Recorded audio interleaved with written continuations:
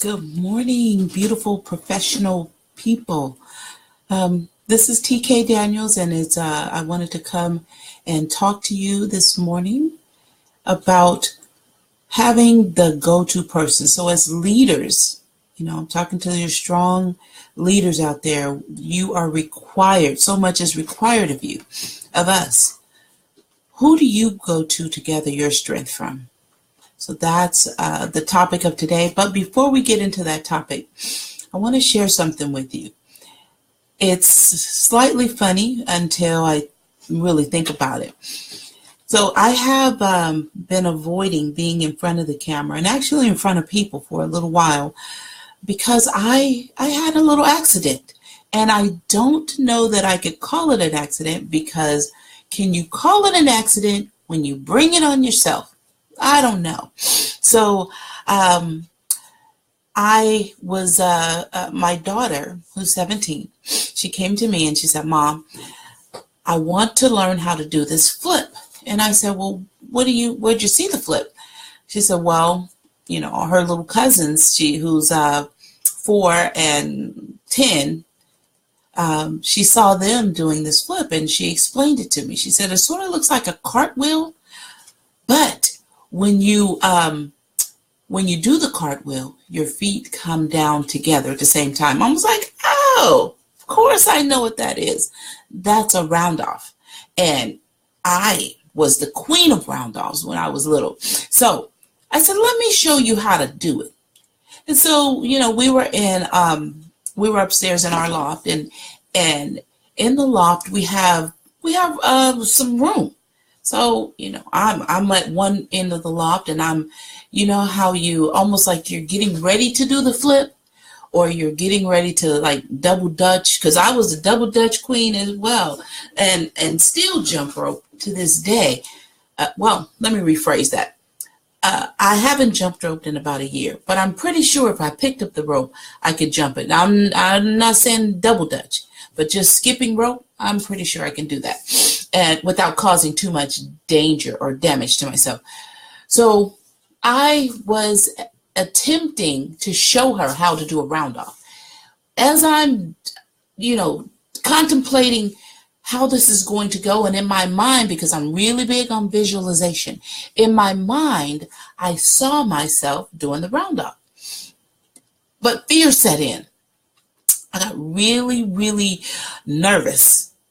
And now I know I should have been. But I said, you know what? I'm not going to do this. And I sat down. So when I sat down, I'm sitting there on the couch and I'm watching my daughter try to do it. So I get up and I'm giving her verbal instructions. This is how you do it. Go into your cartwhel, but let both feet stop here. And so I'm standing beside her and I have my arm up. So I'm teaching her how to do the roundup. All the while, in my mind, I feel defeated. I feel like I've succumbed or I've given in to fear. And I said, wait a minute. So then I get this idea in my head. And it's not an idea. It's I hear this scripture. God has not given me the spirit of fear. So, I go and I'm sitting down and I'm thinking about it and I'm feeling defeated and like maybe I failed at something because in my mind I could see myself doing this round off. Now, mind you, I haven't done a round off probably since I was in my teens, probably 15 and prior, right? So, excuse me. I'm sitting on the couch. My daughter's attempting and she's trying. And I'm saying, no, that's just not quite right. All of a sudden I jump up. I say, God has not given me the spirit of fear. So I go to the end of the loft and I go into this round off. Now, I'm not much on exercising lately. My exercise has to be disguised. So I like to roller blade, which I also haven't done in a while, just been busy. I do like to skip rope, so I will skip rope. My exercise, if I'm getting exercise, I'm not one that's going to get up and go to the gym. No smart comments out there. But if you say, hey, do you want to play softball, or do you want to, let's go on a trip in San Francisco, or let's go walk the mall. And I'm not into shopping, but my exercise has to be disguised. Oh, let's play with I love playing with my nieces and nephews. I'll get out on the floor and we'll wrestle. So that my exercise has to be disguised. I haven't lifted weights or what have you in so long. So when I tell you, when I go up to do that round off, this arm gives out. So when this hand hits the floor, I come down to the like this arm wasn't even there. Like, so in my mind, I thought that my feet were up in the air, and that's when the arm gave out. I came down on my head right here. So I don't know if you can see it, but there's a scar, and it's getting better. I don't know, and I put some makeup on it, sort of try to hide it because I have some things going on today. But when my feet went in the air, like I said, I thought my feet were vertical. I thought my body was vertical. My daughter tells me later, after I wake up from dazing myself, she tells me my feet were off the ground about 2 inches. So I just threw myself head first into the floor. We have carpet in the loft. So I tore the skin, and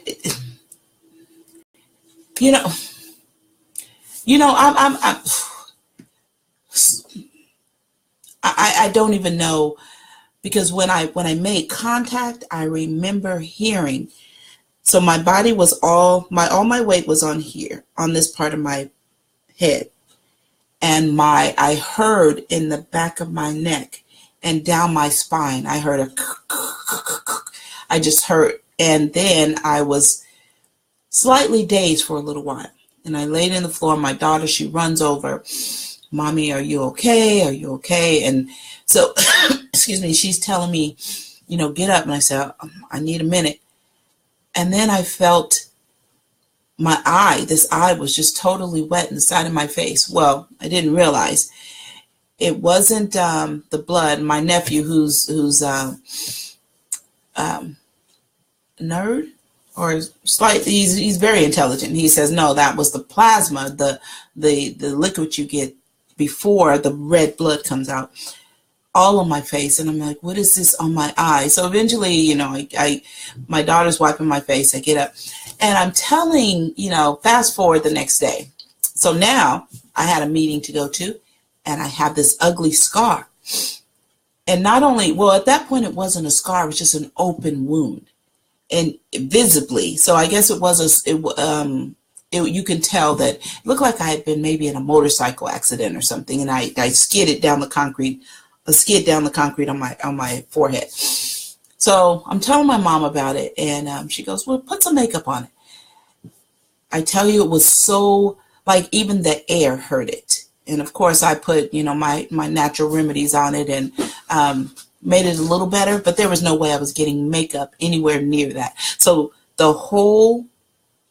whole part of my forehead was just gone. Looked like somebody just ripped the skin off of it. So I'm telling I'm telling a good friend of mine, we're on FaceTime, and she goes, what happened?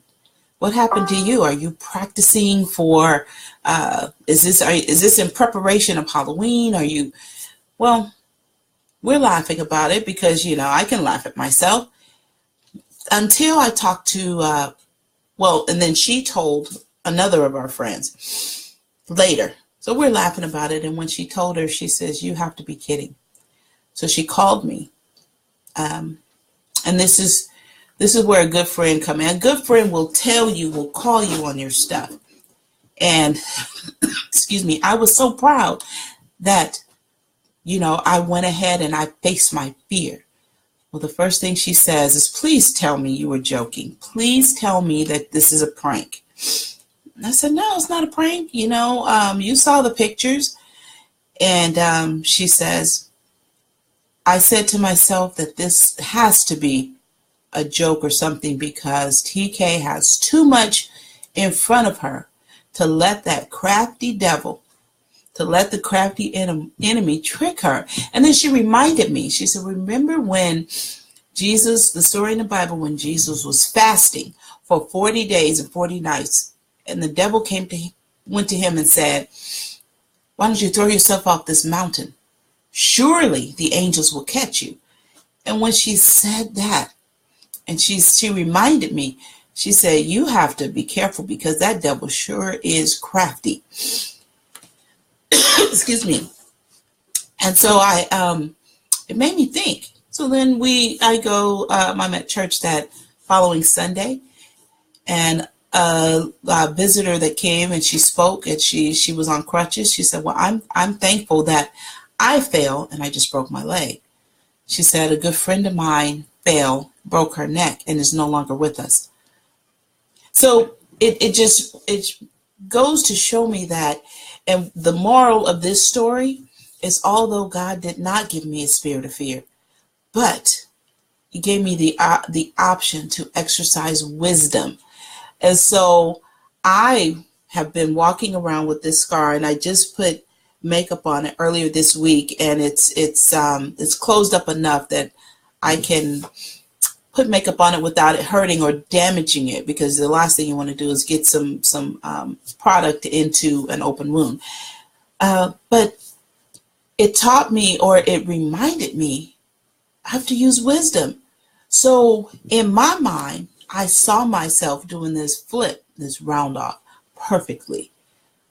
But the truth is, I cannot go into a round off unprepared without practice or preparing or making preparations for that. So the moral of that story is, make sure you're exercising wisdom. And when I'm saying that, I'm actually, that message goes to me first. So, just think about the steps that you're making. If I do this, what are the consequences? And I usually am pretty good with seeing down the road, but at that point, my blinders were on, and I just saw myself doing that flip. So, hi, Maya. So today I wanted to thank you for listening to that. And I wanted to ask, or, bring up, as leaders, where do you go for strength? Where do you go for strength? We all have our, or we usually have that one person, or maybe two, or maybe a group, if you're fortunate enough to have a group that you can pull from when you need strength. But leaders, unfortunately, more oftentimes than not, you are dispensing strength all throughout the day, all throughout the week, throughout the month. You're giving. So if you are giving your strength away, your wisdom, your expertise, your knowledge, your soul, your mind, your energies, you're giving your energies away all throughout your day, where do you go for strength? So I have I'm fortunate enough to have a few people that I can pick up the phone and call. But before I do that, because I don't want to, I don't want to pull strength from others because I know how it feels. I want to remind us leaders that the strength is in here. The strength is in here. God has given us the strength. When he made us in his image. So I get my strength through meditation, prayer, and I still bounce things off of others. So I don't want you to get the impression that I'm not talking to anyone, because I do have mentors, and I do have my sisters and my brothers that I can talk to and gain strength from. But more so, I have to recognize that my strength is is internal, and I get that through shutting myself off, going into my private corner, my private closet, whatever it is for you, and then you just give yourself some quiet time. I like to prayer is my immediate. When I'm in a situation, I can go into prayer real quick. Lord, help me, give me strength. I can call on God and get the answers or get that strength. But then when I go for a deep download of strength, I have to shut myself off. I go into a meditative state, which is just sitting and giving God some quiet time and opening myself up to hear what God has to give me. I had a tough time this past week, and probably because I haven't been interacting with a lot of people because of this.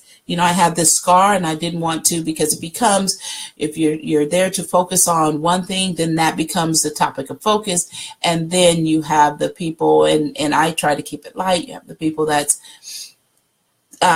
jovial with you, but then you also have the people that's asking questions, and are you okay? And I've had to go to the chiropractor because my whole back was messed up. So not my wisest moment, but where I went to for strength, and I had some of my sisters call me at different times this past week, and they could hear in my voice that I needed some strength. But I didn't want to pull from them because everyone has their own thing, and I knew that I had the strength in here. So just a reminder, make sure you give yourself that time to replenish your strength, and that you allow yourself the opportunity to refuel. Because when we're giving out all throughout the day, we're giving to our employees, we're giving to our coworkers, we're giving to our family, we're giving to organizations, whatever you're a part of. And even if you're not the leader in a meeting or a situation, you're still giving. Because leaders, we're always, we're always being pulled, or information is being requested of us, or energies, positive energies. So remember, your strength is internal. Still rely on your sisters and brothers and your outlets to get that strength and that boost when you need it. But if you can't get to them, if they're busy, because everyone have busy lives, or also just to go back and make sure you get the replenishment of soul food that you need, give yourself a quiet moment. Go into your corner or your quiet time and just meditate. And I just meditate on God. My foundation is I'm calling on Jesus, and I'm opening myself up, and I'm allowing my guides to speak to me. I'm listening for the messages that God has given me. And sometimes I just lay in it. I just exist. I just be. And I allow myself, and I think about the goodness of God and the many blessings, and I refocus on my goal. What's my goal? So when I'm going through a problem, and we'll talk about that probably next week, how to maintain your focus on your goal. But in my meditative state is where I gain strength and where I gain replenishment. So more for me on focusing on the goals, but my message or my word to you today is, where do you get your strength? You already have it. You already have your strength. Just make sure you're feeding your soul that soul food. And for more information on how you get that soul food, you can private message me, or leave me a message in the comment, or you can find me on my website at tkcreations.com, TKSCREATIONS.com, and you can leave me a comment there. You can reach me there. There's all type of ways to reach me. So have a beautiful, beautiful day. And next week, we'll talk about focusing on our goal. When you get in a situation and you are like the situation where you feel like you want to rip someone's head off, and that does happen. We're human. We want to rip someone's head off, or you want to just go and cry. You want to give up. Focus on your goal. And before you get in those moments, identifying those goals and mapping those out. So we'll talk about that next week. Have a beautiful day, beautiful weekend, and I will see you soon. Much love, peace, and balance. God bless you.